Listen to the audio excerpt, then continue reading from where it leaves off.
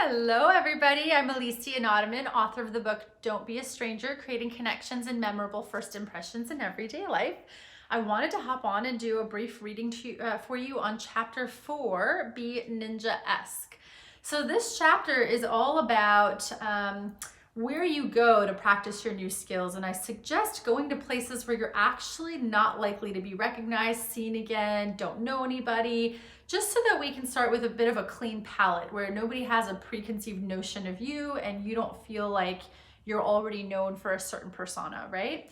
So as far as being ninja-esque, my suggestion here is I want you to be able to kind of imagine that you can try on these new skills in a place where just, again, nobody has seen you. You can kind of be like playful about it, coy.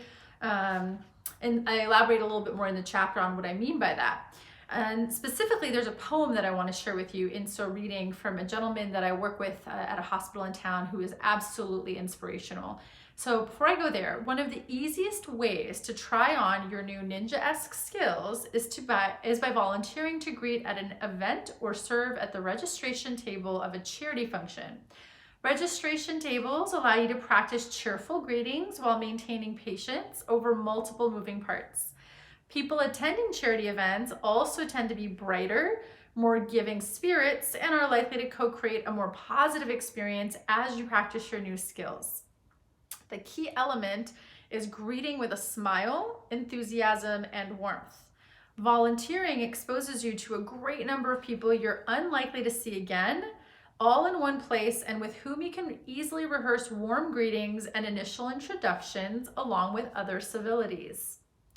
Thank people for their service and contribution. Ask how they got involved or how did they hear about the event. Notice next time you attend an event that has a registration table how you feel about the people who sit back and passively wait for you to walk up and offer your name versus those who enthusiastically call you over, welcome you, thank you for joining, and ask you your name, which would create a more positive experience. Additionally, while volunteering, you'll feel an inherent sense of purpose in your role, which invariably makes it easier to greet with confidence and intention. Our actions also tend to feel weightier when done for others than for ourselves. So simply giving of your time to serve others is likely to leave you feeling a boost of confidence and joy, which will also affect your confidence in talking to strangers. One of my favorite poems was written by Tom Hicks, who's a remarkable man who runs the Clinic for Visually Impaired Veterans at a hospital where I work. So Tom himself is legally blind and one of the most dedicated and compassionate people I know. With his permission, I'm sharing with you his poem, Seeing Blind. Tom, you are such an inspiration to me and many others. So to my readers, please consider Tom's words the next time you're getting to know someone or entering a new situation. The vision of a leader inspires and draws from within. Seeing blind, I am fearless. The gift of seeing blind for me is what I no longer see. I see no ugly or poverty.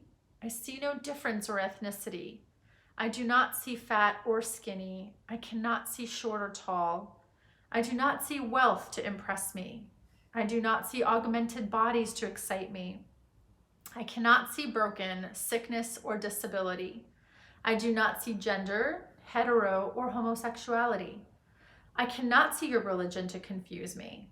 I do not see your country or wars that scare me. I do not see your bigger house, new car, or flashy jewelry to diminish me. I do not see weakness or the elderly. I do not see your education or position to lord over me. I cannot see injustice that consumes me. Why do you still feel sorry for me? Seeing blind, I see more than you see.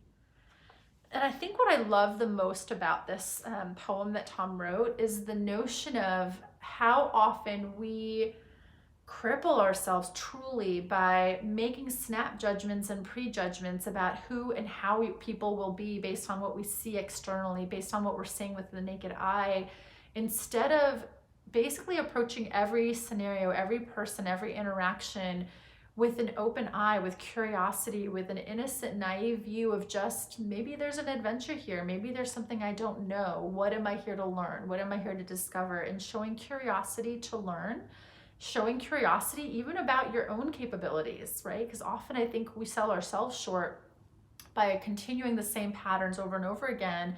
And this book is here to teach us, if we do it differently, if we try a different approach, would it be worth a very different reality, right? Would it be worth it to you to try a different costume on, if you might, to try on a different way of looking at people, a different way of smiling, a different way of positioning yourself in a room, a different way of dressing, if it meant that your life could slowly start to change and the experiences you expose yourself to could slowly start to change? If the prejudgments that you hold, if you could refrain from making those and go into every interaction wondering what amazing thing could come of it for you or for somebody else, would it be worth trying? So with that, I will leave you, available on Amazon, $9.99. I hope that you'll give it a try. If you do, I would love your feedback on what you love, what you would love to see different if there's ever another edition. And thank you so much for your time and for joining me. Bye.